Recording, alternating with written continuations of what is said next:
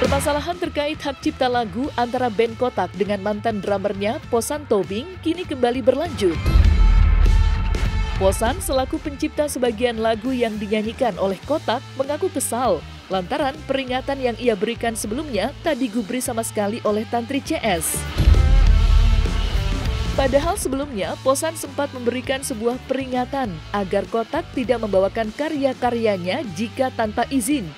Oleh karena itu, kuasa hukum Posan Tobing, Minola Sebayang, mengingatkan adanya ancaman hukum pidana bagi para penyanyi yang menggunakan hak cipta tanpa seizin pemilik hak cipta. Lantas, benarkah band Kotak bisa terancam hukuman penjara jika melanggar ketentuan tersebut?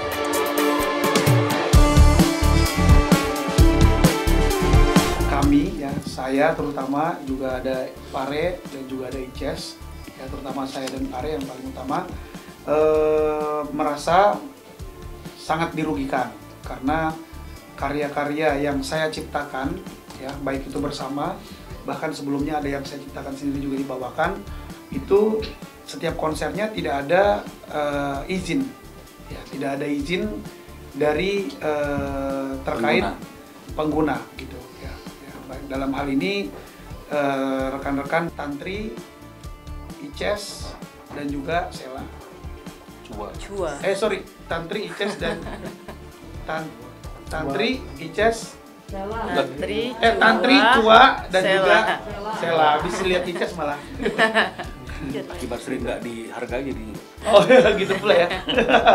Tantri, Sela, dan juga Cua. Jadi mereka masih memakai karya-karya dari saya, ya. Saya ikut juga bikin di sana. Nah, itu tidak dihargai. Sebelumnya mungkin teman-teman juga kita udah pernah bertemu seperti ini. Saya udah bikin peringatan juga, tetapi sepertinya tidak dihiraukan. Tetap dibawakan karya-karya tersebut sampai dengan saat ini. Bahkan ada beberapa juga yang saya lihat bahkan songlistnya di posting-posting lagi gitu. Saya sendiri tidak merasa dimintakan izin sebagai penciptanya di lagu-lagu tersebut. Saya diarahkan sama kuasa hukum kami, Pak Minola, manusia itu tempatnya salah. Mungkin yang kemarin dia hilaf kali. Nah, ini kita kasih kesempatan yang kedua. Kalau yang kedua ini memang masih tidak diindahkan juga, masih tetap dibawakan tanpa izin dari kami khususnya, berarti ya sesuai dengan dibilang sama kuasa hukum kami tadi, kami akan laporkan ini ke Bareskrim. Menggunakan secara ekonomi, ya, melaksanakan hak ekonomi sebagaimana dimaksud tadi dalam pasal tadi itu, ya, menggunakan karya cipta itu secara komersil tanpa izin daripada penciptanya, maka teman-teman ini akan melakukan upaya hukum masuk ke dalam pasal 113 ayat 2 dengan ancaman 3 tahun penjara, dendanya 500 juta. Kalau sebelumnya kan udah ada serupa juga ya, Posan bikin konferensi pers kayak gitu juga kan. Ya.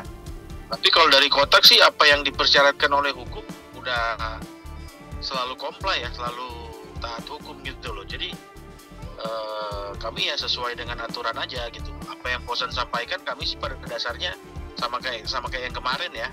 Dan kami nggak sependapat gitu loh apa dengan apa yang Posan sampaikan.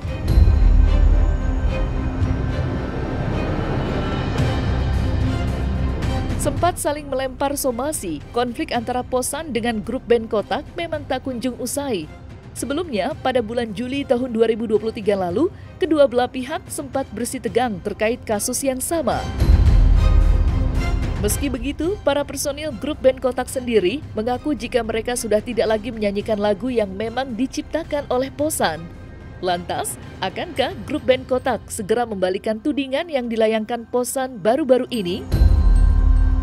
Dan seperti apa reaksi pihak Posan menanggapi hal tersebut?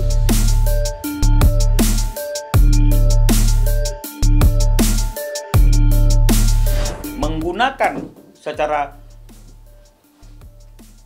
ekonomi, ya, melaksanakan hak ekonomi sebagaimana dimaksud dalam pasal tadi itu, ya menggunakan karya cipta itu secara komersil tanpa izin daripada penciptanya, maka teman-teman ini akan melakukan upaya hukum masuk ke dalam pasal 113 ayat 2 dengan ancaman 3 tahun penjara, dendanya 500 juta. Kalau sebelumnya kan udah ada serupa juga ya,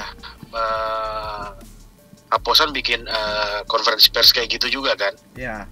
Tapi kalau dari Kotak sih apa yang dipersyaratkan oleh hukum udah selalu comply ya, selalu taat hukum gitu loh. Jadi kami ya sesuai dengan aturan aja gitu. Apa yang Posan sampaikan kami sih pada dasarnya sama kayak yang kemarin ya. Dan kami nggak sependapat gitu loh apa dengan apa yang Posan sampaikan. Yang paling menarik dari kasus ini pun, saya ke Kotak beberapa kali manggung, itu ada banyak banget bentuk support yang datang dari penonton. Bahkan mereka membuat, teman-teman kerabat Kotak, mereka membuat banner yang menguatkan tanpa harus mengucapkan, tapi mereka menguatkan. Kita ketemu di mana, dipeluk apa segala macam. Itu bentuk support yang membuat kami ngerasa oke, kami harus terus berjalan gitu. Karena setelah 12 tahun yang sudah kami perjuangkan, dan itu sesuatu yang sulit loh, mempertahankan sesuatu itu sesuatu yang sulit. Jadi ya itu harus kami perjuangkan.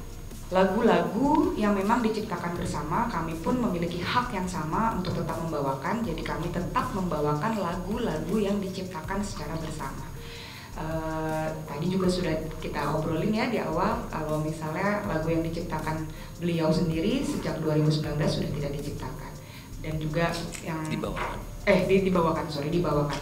Dan juga dari yang satunya juga per 15 November 2022 sudah tidak dibawakan. Jadi kalau untuk yang festival-festival yang sudah berlangsung ya kami selalu membawakan lagu yang diciptakan sendiri. Lalu bagaimana perihal performance royalty-nya? Kami sudah melakukan memasukkan sebuah pasal di kontrak perjanjian kerjasama bahwasanya pihak penyelenggara acara itu wajib membayarkan performance royalty ke LMK, di sini WAMI, membayarkan performance royalty. Jadi setelah ini klausul itu akan lebih kami pertajam lagi. Kalau belum membayarkan, kami tidak akan manggung. Itu adalah bentuk support kami terhadap para komposer, karena yang harus digarisbawahi di sini kami bukan hanya seorang performer, melainkan kami pun seorang komposer. Saya mengkompos sebuah lagu, Sela, Cua, kami sama-sama seorang komposer. Jadi kalau ngomongin masalah mensejahterakan para komposer, kami pun ingin sejahtera, dan kami sangat support sekali bagaimana seorang komposer itu sejahtera. Yaitu bentuk support kami terhadap para komposer. Di setiap manggung kami ada pasal yang dimasukkan dalam sebuah perjanjian seperti itu. Kalau belum dibayarkan melalui WAMI, kami tidak akan manggung.